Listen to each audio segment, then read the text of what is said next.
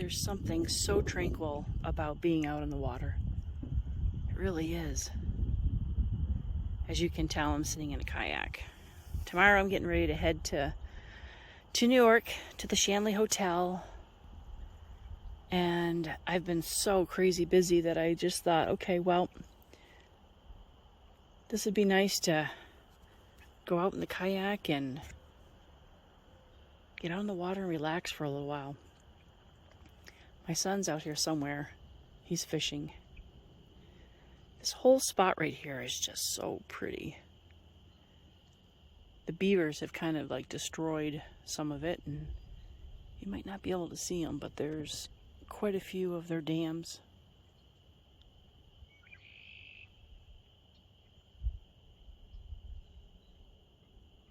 So tranquil.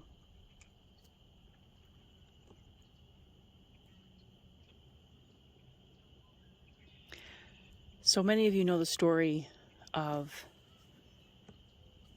Marguerite in my book, Spirit Adventures. You're familiar with the story. My most profound experience, what really kind of pushed me into accepting my mediumship abilities. Well, I kind of learned something new. I'm always learning something new. That's what's fascinating about the spirit world and life in general, is you're always learning. Every day. And if you're not learning, then you're not listening. The last time I was at the inn, communicating up in the bordello, and there's a female presence up there. There's a few of them. And her name is Anna. Or Anna. I think it's Anna. She used to speak with me years ago. Years and years ago. Like way back. And she's been kind of in and out in some of our communications. But she doesn't really talk to me. She's never really come out and talked to me on one-on-one. And I've sat in her room. And I'll show you the room. But I've sat in it, and I've talked with her, and I've tried to get her to talk to me. I remember one time years ago, when there were a few of us in the bordello and we had music playing and we were just really kind of putting ourselves in the moment, talking as friends and enjoying their energy. And I think it was Maddie that really began to kind of open up and talk, and Anna came in too, and Rosie was in there kind of coming and going. She's the little girl that's often at the inn.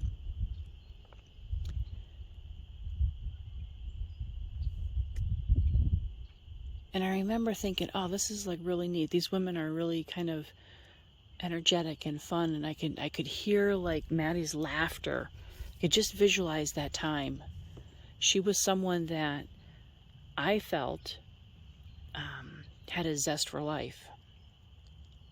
Well, Anna was very quiet and reserved, but definitely had a presence about her. And I've heard the stories that she doesn't like people staying in her room. And I've heard the stories that she's actually been quite mean to certain people that stay in her room. And I've also heard the stories of how she enjoys men that come and stay in the room. I even have a picture of a gentleman laying on the bed, and in a series of pictures, all of a sudden, over his private area is kind of a cloudy mist.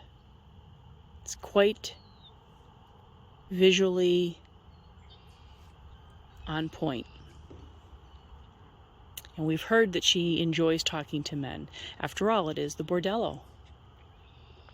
And these women spent a lot of time there. And probably at some point it was beautiful. It was fun. it was different.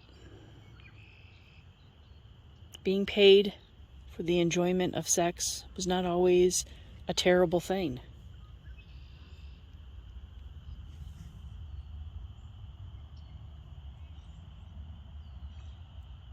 So on this visit that I had about a month ago during my live stream,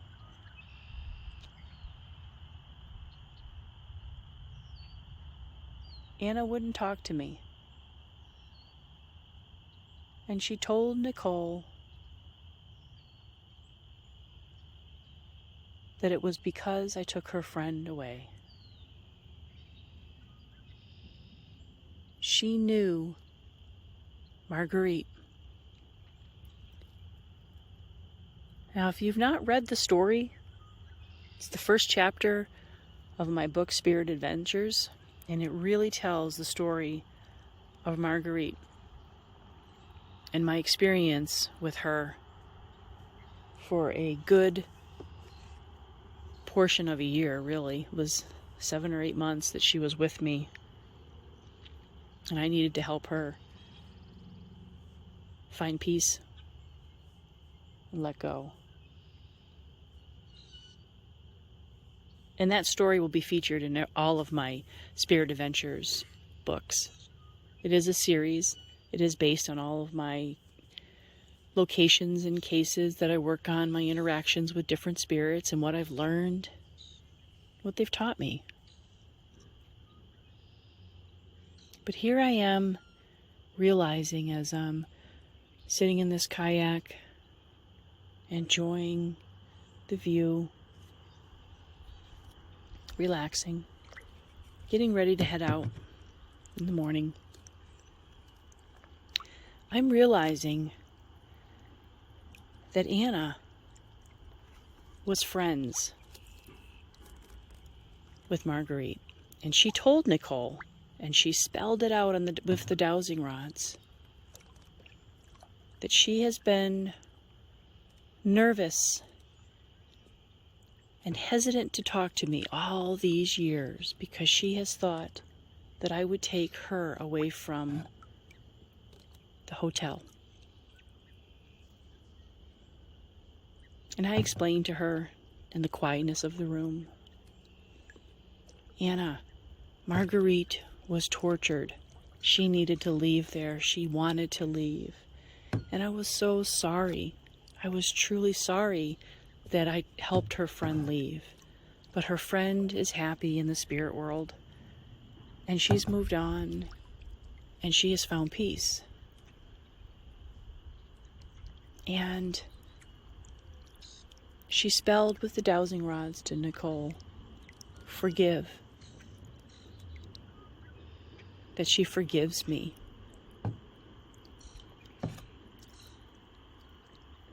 It was a long night.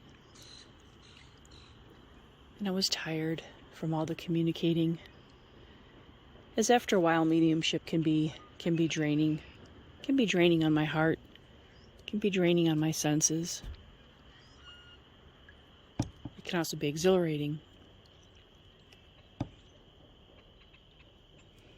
But I thanked her for talking to me and told her I would be back in a very short time.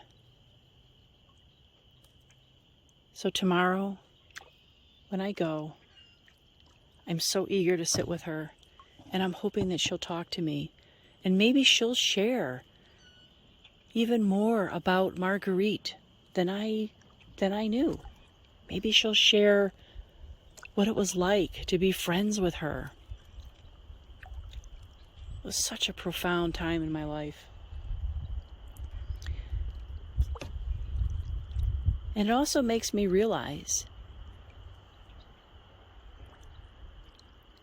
that so much about understanding spirits at these locations is about understanding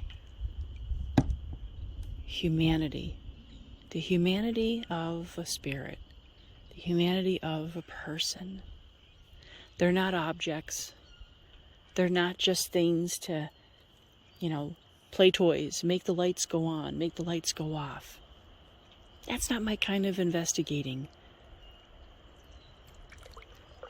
it kind of breaks my heart to think that all these years, although time doesn't exist in the spirit world, so to me all these years have passed. But to Anna, it's only a moment.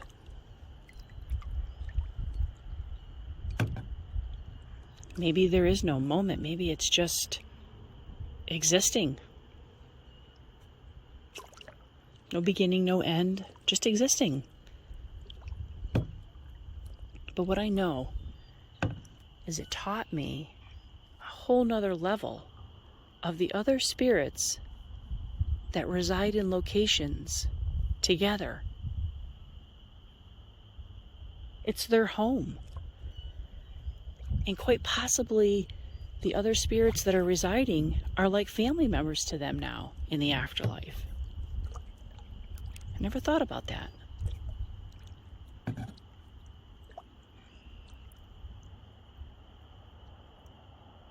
It will be a beautiful experience, I'm sure.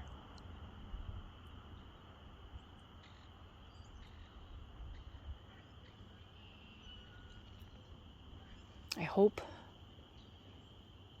you'll join me. Whether reading the book,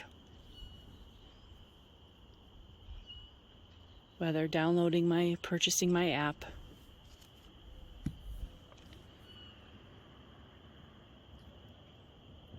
maybe even join me sometime on a public investigation.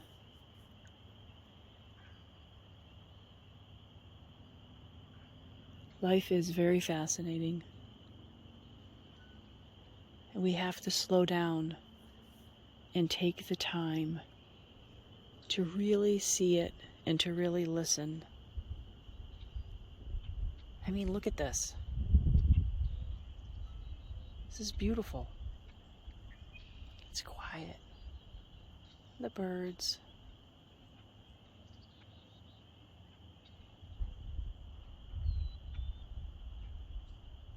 Because when we're not living anymore, we're not able to feel this. Maybe the colors aren't as bright. Maybe they're brighter.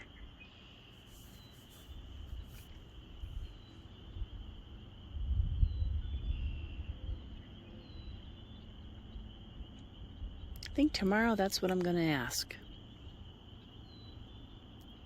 What's it like where they are?